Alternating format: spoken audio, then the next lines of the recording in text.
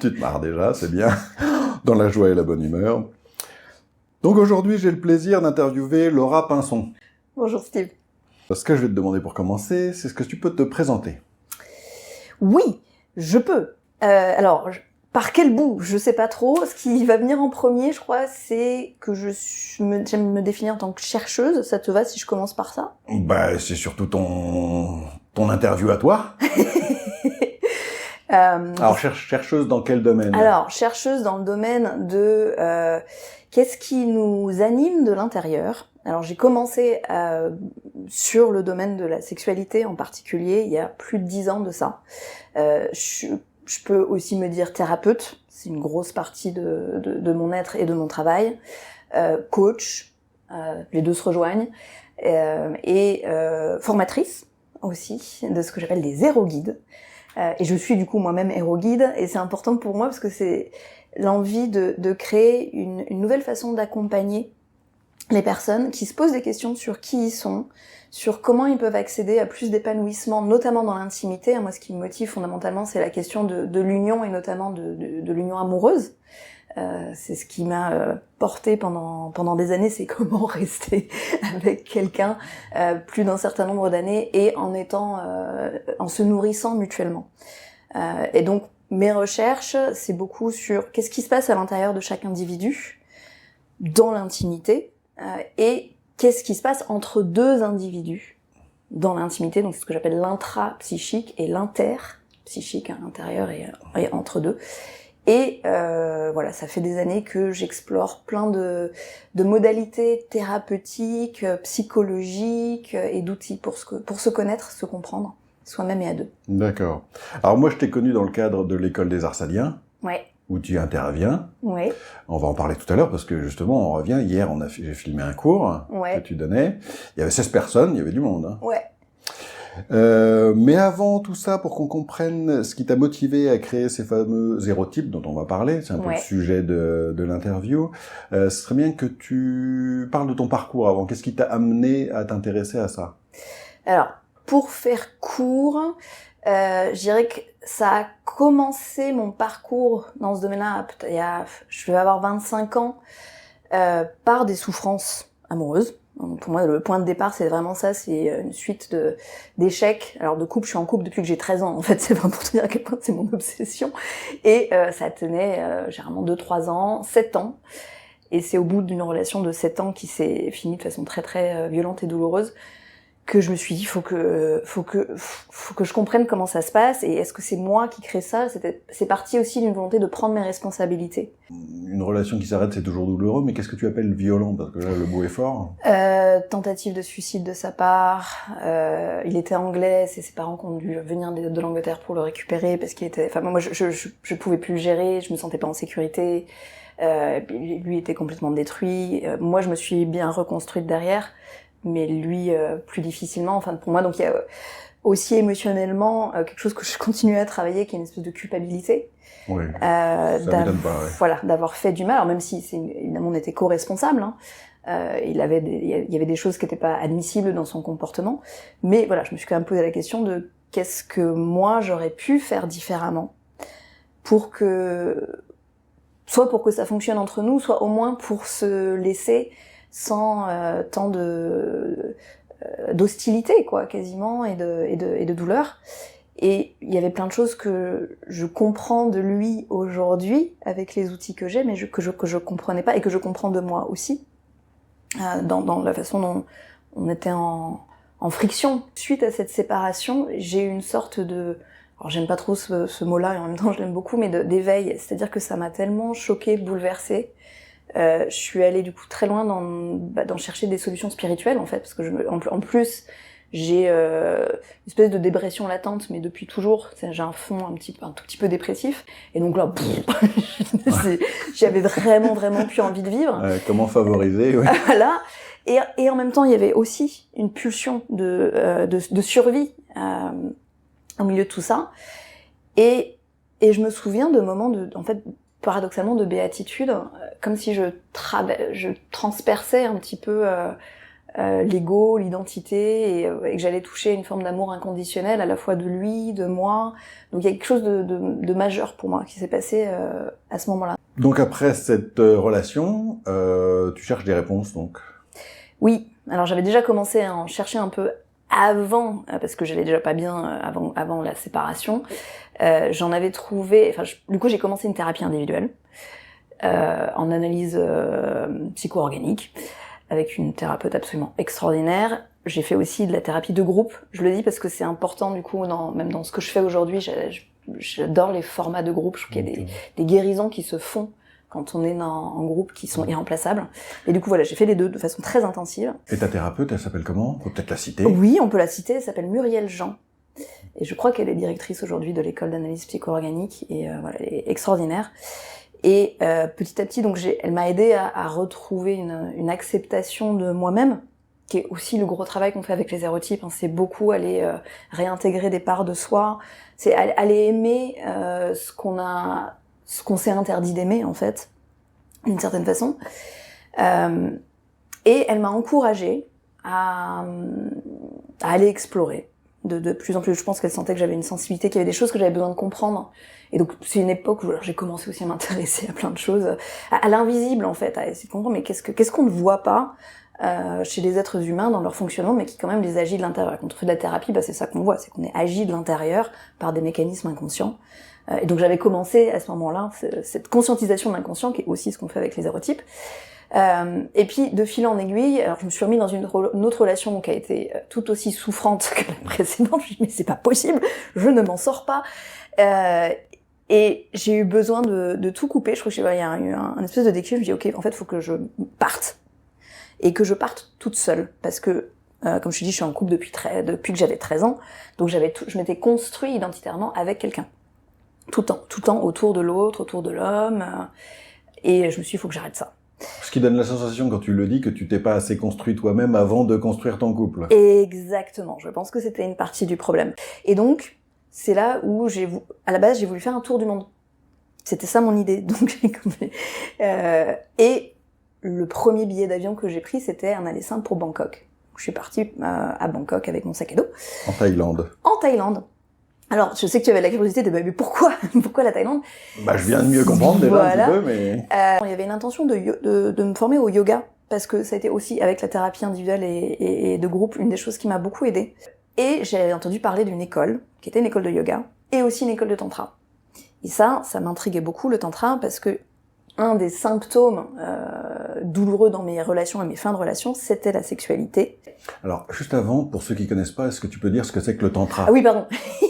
Alors en fait, le tantra, pour moi, c'est une forme de yoga, c'est une philosophie qui date d'aussi longtemps que le yoga, qui est réutilisée aujourd'hui. Quand on entend parler tantra aujourd'hui, c'est du néo-tantra. Ça a été très adapté à la culture occidentale, très lié à la sexualité. Aujourd'hui, dans la société occidentale, on l'a beaucoup ramené à ça.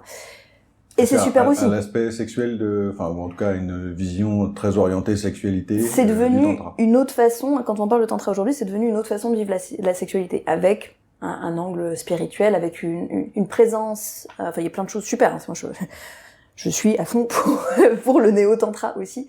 Mais c'est juste, pour dire que c'était pas forcément ça à l'origine. Et donc, je me suis dit, super, en plus, c'était une école où le premier, c'était pas trop cher, il y avait une communauté, c'était sur une super belle île paradisiaque. Je me suis dit, bingo, j'y vais. Ça aide. Voilà. Et donc je me suis retrouvée dans cette école à faire mon cursus de yoga, que j'ai continué ensuite en Inde. J'ai continué aussi le tantra en Inde. En Inde, mais en Inde, une fois que t'es en Thaïlande, tu fais demi-tour, là, tu dois faire un tour du monde. Alors, en fait, j'ai pas du tout fait un tour du monde. J'ai même pas fait le tour de l'île sur laquelle j'étais en Thaïlande. Et puis, en fait, sur l'année où je suis partie, j'ai fait que ça parce que j'ai été absolument passionnée par à la fois le yoga, le tantra et les autres modalités de guérison que j'ai découvert, notamment Alors le massage thaï, mais qui est en fait une façon aussi d'aller se mettre en contact avec le corps énergétique de l'être humain. Et tout ça au début, je vais être très claire, ça me paraissait très très étrange. Quand on a commencé à me parler d'énergie, et c'est ma thérapeute en fait, la première qui m'en a parlé, j'ai dit c'est quoi ce truc, ça va pas ou quoi. Ce qui sans connaître est exactement ce que je me serais dit aussi. Hein. Voilà, je pense qu'on part tous de là. Les gens sont fous. C'est pas notre culture, les gens sont fous.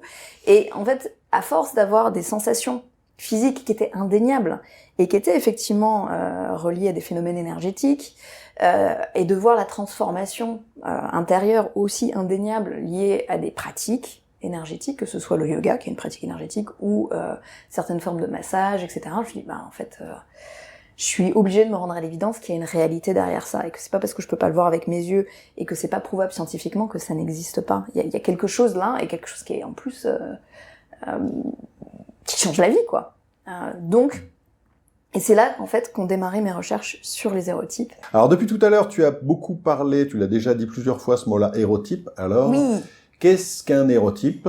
Qu'est-ce qu'un hérotype ? Alors, pour comprendre déjà, c'est un mot que le mot lui-même, je l'ai créé à partir de héros et archétype. C'est important pour moi de préciser que héros, on associe beaucoup à la sexualité, à l'érotisme. Pour moi, héros, j'élargis la définition, je suis plutôt sur la définition freudienne de héros, c'est la pulsion de vie. Et un archétype, alors sans aller trop loin dans les définitions jungiennes, c'est cette idée que il y a des structures de la psyché à l'intérieur de chaque être humain qui sont universelles. Et on est tous animés par ces structures psychiques à l'intérieur de nous. Des structures élémentaires, des archétypes. De façon basique, on pourrait dire qu'il y en a qui sont plutôt dominants, d'autres plutôt soumis, en restant dans un cadre BDSM, mais c'est bien plus large que ça. C'est comme des programmes qui vont influencer notre façon de réagir à notre environnement, aux données qui arrivent vers nous, de les interpréter. C'est des filtres aussi, on peut imaginer ça comme des filtres. Ça filtre la réalité qui rentre et la réalité qui sort, tu vois, de façon très simple. Alors il y en a combien des hérotypes ? Donc j'en ai 8. Est-ce que tu peux donner leur nom ? Donc il y a 8 formes d'élan vital, en gros on va le dire comme ça. Il y a le primal, le sensitif, le transgressif, l'éthéré, l'artiste, l'architecte, l'alchimiste et le versatile. Et donc alors chacun ils ont un peu une couleur à la fois littéralement et en termes de personnalité, on peut aussi les imaginer comme des sous-personnalités. C'est une autre façon de se les imaginer, ou des personnages à l'intérieur qui vont encore une fois qui ont une certaine façon d'interpréter les choses et qui surtout ont une motivation dans la vie.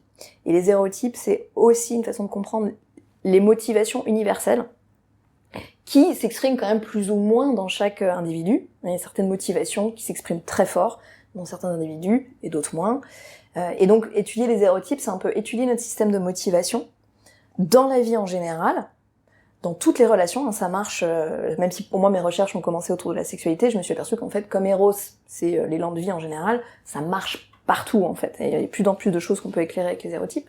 Mais donc voilà, chacun de ces 8 hérotypes nous pousse dans une certaine direction dans la vie et nous fait éviter certaines choses, et chacun a à la fois des qualités, des défauts, des peurs et des douleurs qui les touchent particulièrement, une certaine forme de plaisir qu'ils vont aller rechercher. Chacun de ces hérotypes cherche un plaisir spécifique, et donc c'est dans la quête de ce plaisir que vont aussi se manifester des comportements différents dans la relation amoureuse notamment et dans la sexualité. Sachant que chacun d'entre eux, chaque personne a un mélange personnalisé de chacun de ces 8 hérotypes. C'est comme ça que exactement. Et ça, c'est hyper important. Ouais, on va en reparler après si tu veux bien, okay. Mais avant, pour pas que les gens aient l'impression qu'on leur parle d'un truc qu'on leur a pas décrit, est-ce que tu peux en décrire 2-3 de ces hérotypes qu'on voit bien, à quoi ça correspond? Alors, ce que je peux faire, c'est donner le besoin existentiel pour les 8, juste cette couche-là. Comme ça, voilà. Et effectivement, après, creuser un petit peu plus sur les manifestations de ce besoin existentiel, peut-être notamment dans la sexualité. Donc, le primal, il a un besoin existentiel de vitalité corporelle. Le sensitif, il a un besoin de sécurité émotionnelle.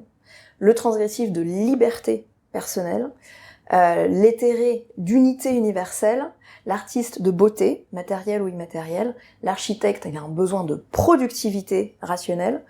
L'alchimiste, de vérité spirituelle. Et le versatile, de nouveauté, continuelle. Donc voilà, c'est ça, chacun poursuit ça. Si je prends, alors on s'était dit que ça serait sympa de parler du transgressif et donc de ce besoin de liberté personnelle. Alors ça se joue au quotidien. Le transgressif, c'est la personne c'est la part de toi qui va te pousser à ne pas respecter justement certains interdits.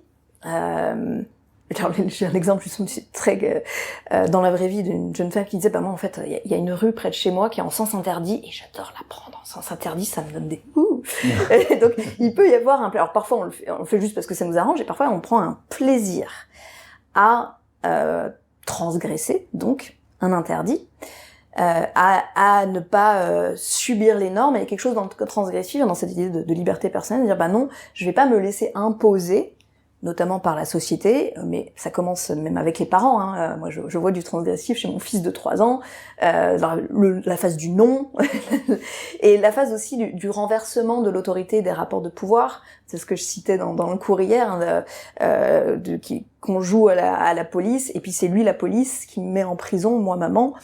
Donc c'est ces mécanismes-là, et c'est aussi dans l'exemple que je viens de citer, il y a quelque chose de l'ordre de l'imaginaire, et d'imaginer une réalité alternative par rapport à ce qui existe. La transgression, c'est aussi ça, c'est dire bon bah ma vie aujourd'hui, elle est faite de ça et de contraintes, et je m'évade de ces contraintes, y compris des contraintes identitaires, y compris du masque social que je porte, y compris d'ailleurs dans mes relations les plus intimes. Voilà, je m'échappe de ça et j'invente un autre monde où je suis libre. Donc il y a aussi beaucoup de fantaisie, de créativité qui est associée au transgressif. Et dans la sexualité, ce que ça donne très souvent, c'est ce qu'on pourrait, ce qu'on appelle à l'école des arts sadiens des sexualités créatives.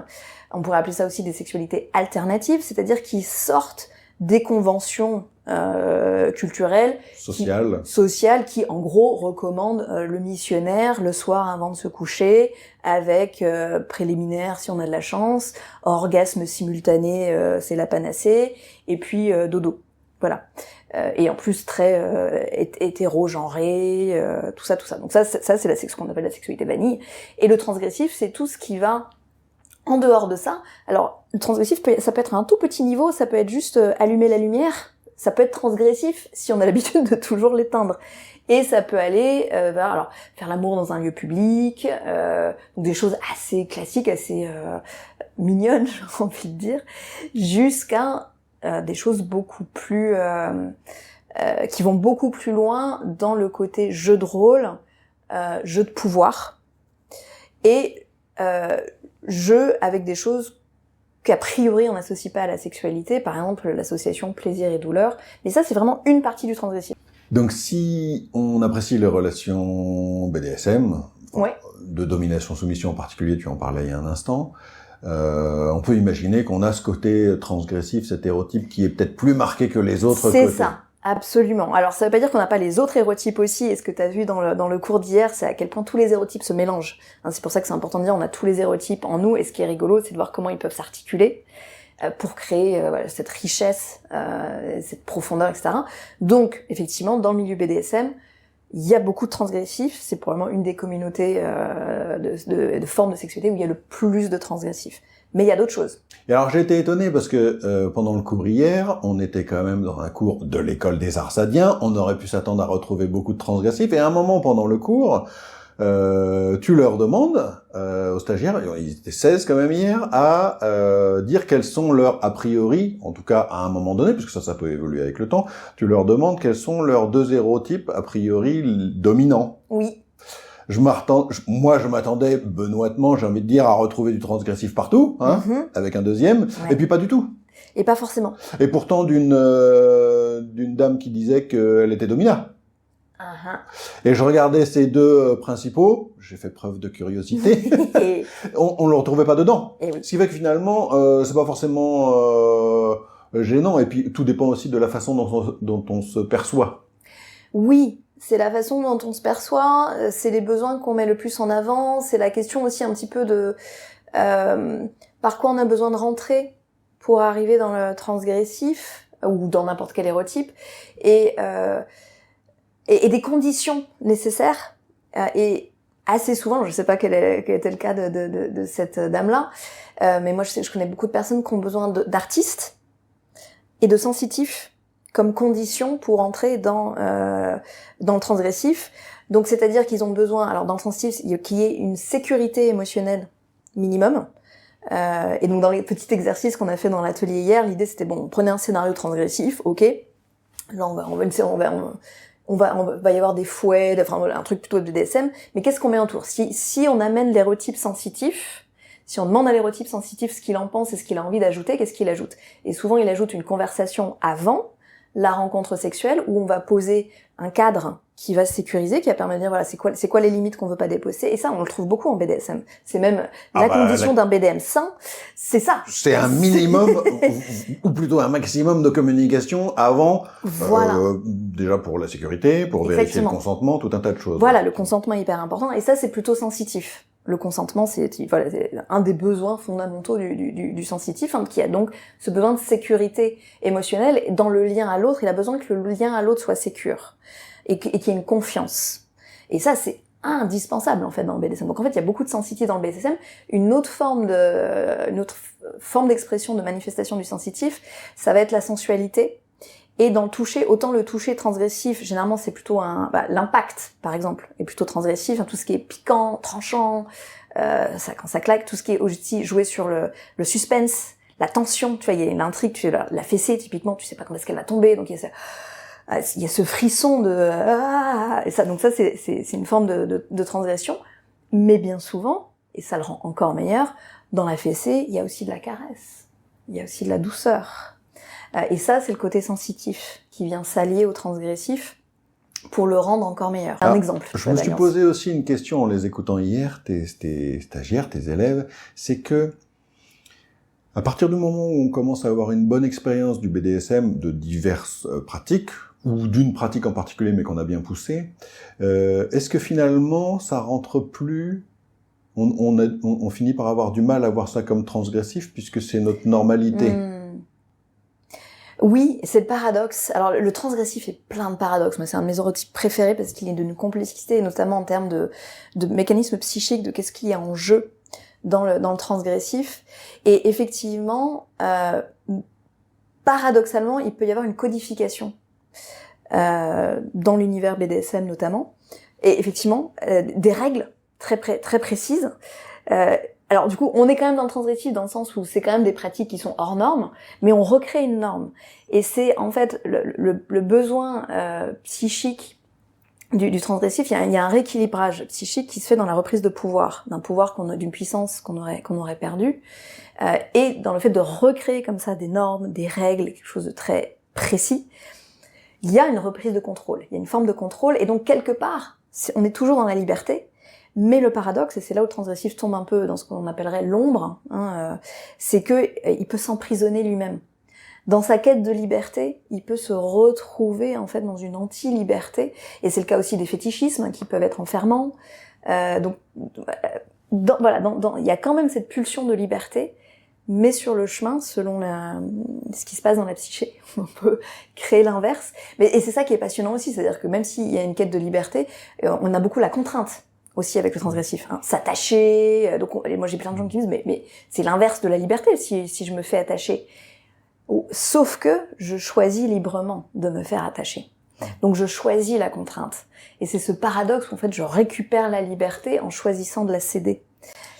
Mais cette recherche de liberté du transgressif, elle peut avoir des limites, dans la mesure où on peut être transgressif à un moment parce qu'on s'est laissé enfermer pour des raisons d'éducation, pour des raisons de convention sociale, dans un cadre très strict, très limité. Ouais. Et puis finalement, on va avoir besoin de liberté, mais par rapport à ce cadre dans lequel on est, à partir du moment où on l'a un petit peu ouvert, on a déjà plus de place. Et si on estime qu'à un moment donné, on a trouvé suffisamment de place, on peut se retrouver à faire des règles, mais dans un espace qui est plus grand que celui dans lequel on était enfermé. Absolument.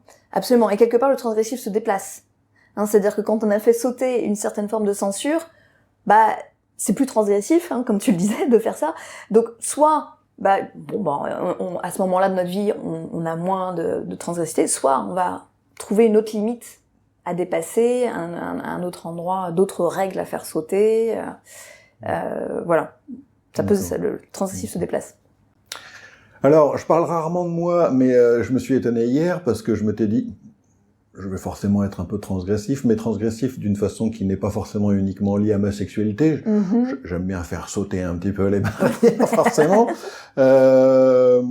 Et je suis très fortement attaché à la notion de liberté, en particulier de liberté d'expression. C'est pas très étonnant pour un auteur, j'ai envie de dire. Si j'avais dû, parce que forcément, j'entendais tout le monde qui disait, alors moi, je serais plutôt ça, pas ça, etc. Évidemment, je me suis posé, en même temps, j'ai eu le temps, la question pour moi-même. Et il y a un seul qui est ressorti, hein. Moi, je suis architecte. Ah, intéressant. Je pense que je l'aurais pas dit seul, d'ailleurs. Je pense que si on avait posé la question à ma femme, la question se serait pas posée longtemps. Et même dans les deux premiers, j'en aurais mis qu'un, tu vois, j'aurais mis celui-là. T'aurais mis architecte. Ah, intéressant. Intéressant. Mais c'est pour ça que la question à se poser, c'est pas tant, même si c'est utile dans les pratiques qu'on fait avec les hérotypes, de se poser la question des dominants, entre guillemets, et des dormants. Moi, j'adore aller explorer les dormants, justement, ceux qui on a l'impression de pas avoir activé. Il se passe plein de trucs à ce moment-là. Mais en fait, la vraie question, c'est plutôt quelle relation j'ai à chaque hérotype. C'est plutôt ça. C'est plus la qualité de la relation à chaque hérotype qui est intéressante que la quantité d'expression. Enfin, les deux sont intéressants. Hein. Donc, même si toi, effectivement, tu te reconnais, ça m'étonne pas beaucoup dans transgressif, t'en as, mais tu les as tous, de toute façon. Oui. Et donc, ce qui est intéressant, c'est de dire, ah tiens, j'ai aussi l'architecte. Et alors, qu'est-ce que l'architecte vient amener, même dans ma façon de vivre le transgressif? Il est souvent, comme le sensitif, un architecte très utile pour le transgressif. C'est l'architecte, c'est la partie de nous qui nous permet d'organiser, de prévoir, de structurer. Et donc, à la limite, j'ai envie de dire, si on avait 0 architecte, on serait même pas capable d'organiser une session de BDSM. on n'aurait pas acheté les accessoires, on n'aurait pas prévu et même, il s'allie au sensitif, d'une certaine façon, l'architecte, en structurant cette pré-conversation pour poser le cadre. Il y a à la fois cette fonction de lien émotionnel à l'autre, mais il y a aussi le truc c'est carré, quoi. Il y en a un, par contre, dans lequel je me serais pas du tout reconnu comme ça à le décrire, c'est l'éthéré. Et puis après, je me dis, mais en fait, t'es hyper sensible à tout ce qui est ASMR. Yes. Alors je me suis dit, bon, peut-être pas si peu que ça, tu vois, je sais pas.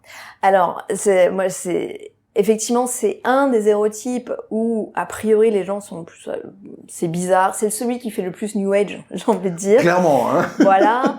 Mais c'est peut-être lié à son nom, au nom que tu lui as donné. Alors, c'est peut-être lié à son nom, effectivement.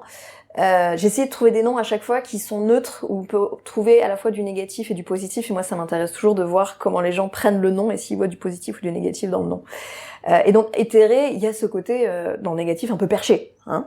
Et effectivement, dans l'ombre, les personnes avec beaucoup d'éthéré ont tendance à fuir le monde matériel et réel et l'incarnation parce qu'ils sont pas à l'aise dedans. Pourquoi ? Parce qu'ils ont une hypersensibilité, généralement qu'ils n'ont pas du tout travaillé, parce que c'est pas quelque chose qu'on évoque dans notre société, justement à l'invisible, donc alors au son,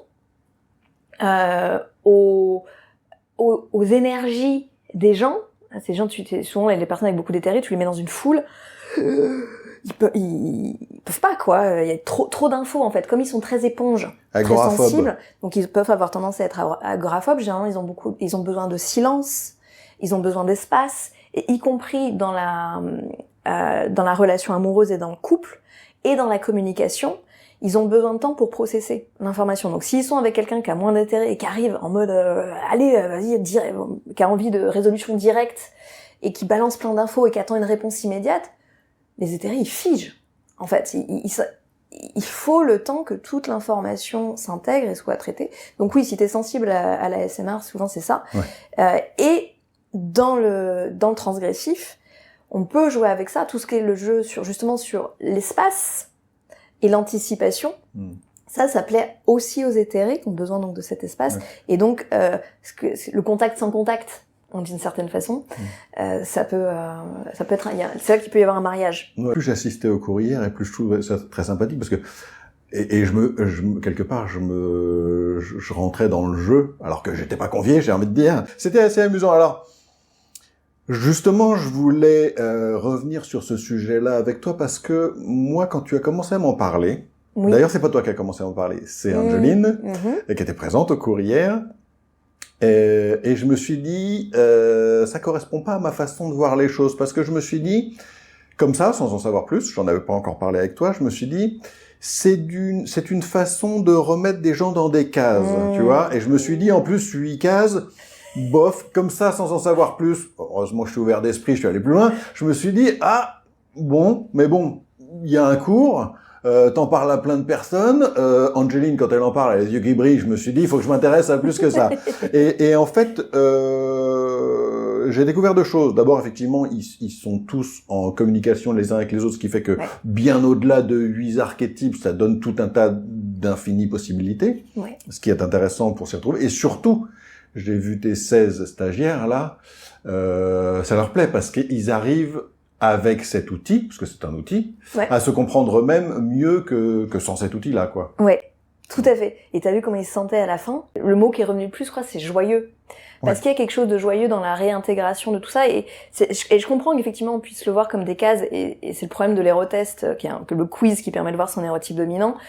Ça marche très bien parce que du coup les gens sont curieux, etc. Mais le problème, et j'ai beau le dire partout, qu'on a tous les hérotypes, que ça nous met pas dans une case, etc. Ça donne l'impression que ce qui est important c'est de repérer son hérotype dominant. Mais en fait, c'est plus à prendre comme des ingrédients que comme des cases. Et donc c'est des ingrédients qui sont à notre disposition. Des ingrédients, des couleurs, des saveurs, et donc l'idée c'est plus de le voir comme ça. Donc, alors après on peut cuisiner avec un seul ingrédient, mais ça va pas être très rigolo. Et donc c'est plutôt cette idée que voilà, si on veut cuisiner dans la sexualité, pourquoi ne pas aller regarder et essayer toutes les combinaisons d'ingrédients pour faire la recette qui va amener à un maximum de plaisir, sachant que plus on trouve de plaisir, plus il y a de désir. Donc ça résout aussi ce problème-là.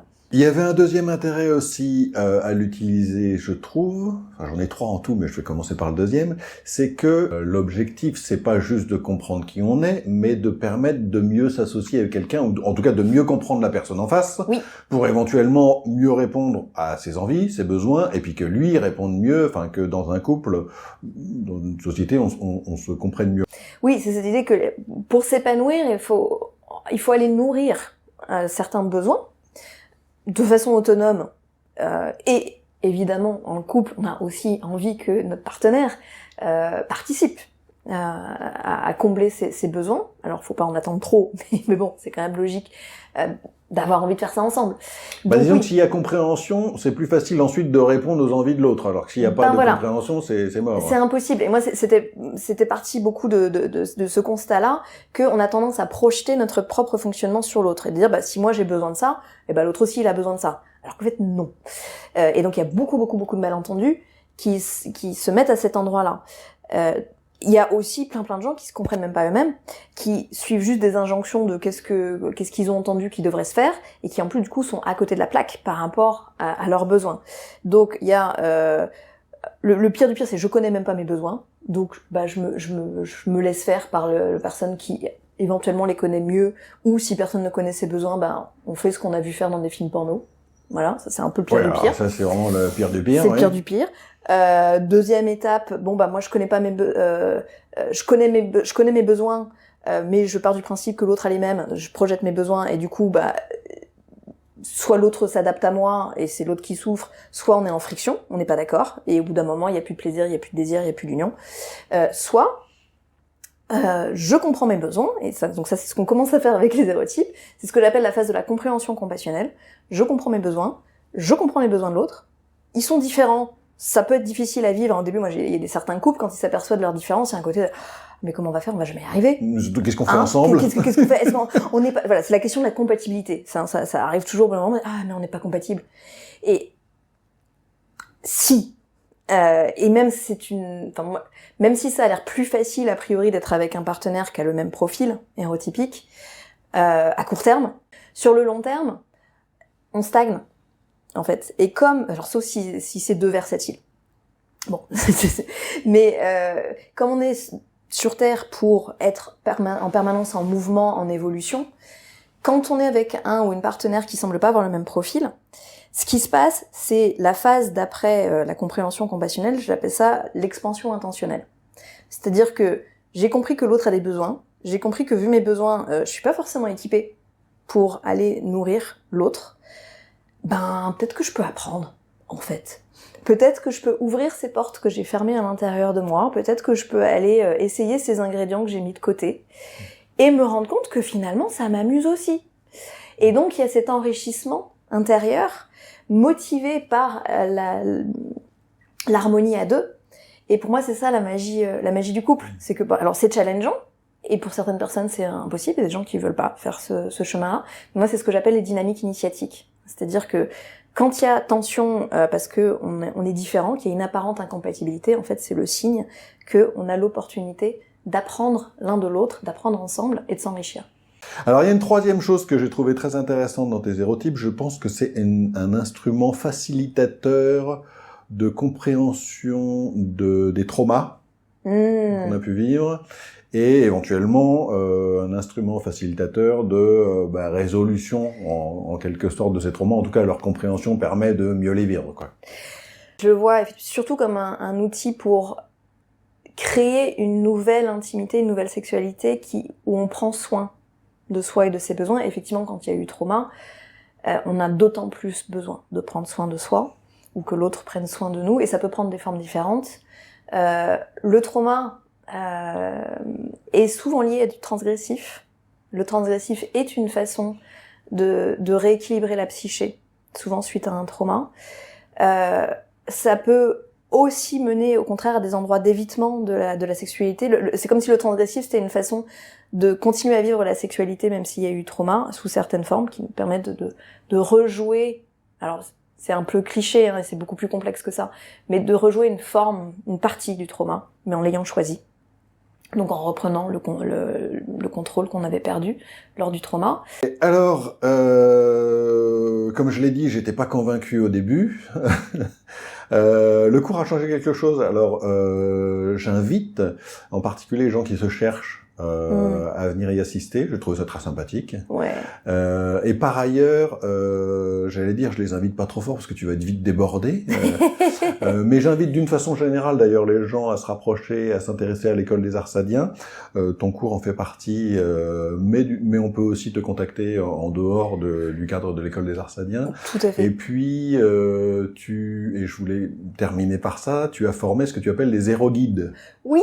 Voilà, donc ils sont des accompagnants de l'intime. Alors la plupart sont aussi thérapeutes, coachs et ont d'autres modalités d'accompagnement qui accompagnent avec une expertise mais aussi avec une expérience de vie et à qui du coup on peut se confier en sachant qu'on sera pas jugé, parce que ça c'est quelque chose que j'ai vu moi quand j'ai commencé à me former en sexothérapie. En fait la plupart des sexothérapeutes ou des sexologues ont une vision hyper fermée de ce que devrait être la sexualité et remettre de l'injonction un endroit où en fait les gens viennent pour casser des injonctions. Et donc voilà, les héroguides, c'est des gens qui n'ont pas d'a priori sur la sexualité, qui est juste pour toi, parce que chacun a ses propres besoins, et qui vont permettre d'aiguiller et de montrer le chemin vers l'intimité unique dont la personne a besoin à ce moment-là de sa vie. J'ai parlé avec Sinéden de cette étonnante fermeture d'esprit de certains sexothérapeutes qui effectivement peut faire double peine. On vient parce qu'on a un problème à régler, et puis on va revenir avec un sexothérapeute qui nous aura potentiellement jugé. C'est ça. On vient parce qu'on a des jugements sur soi et puis on se reprend une couche de jugement. Double peine. Donc on approche de la fin de cette interview. On va rappeler donc que tu as un site internet. Oui. Avec un fameux quiz en ligne, tu en parlais tout à l'heure. Oui, avec l'hérotest. Tu l'appelles l'hérotest. Ouais, c'est l'hérotest. Ouais. Pour découvrir quel est l'hérotype dominant, c'est ça? C'est ça, c'est-à-dire pour mal comprendre à quoi servent les hérotypes. Il va falloir que je fasse quelque chose.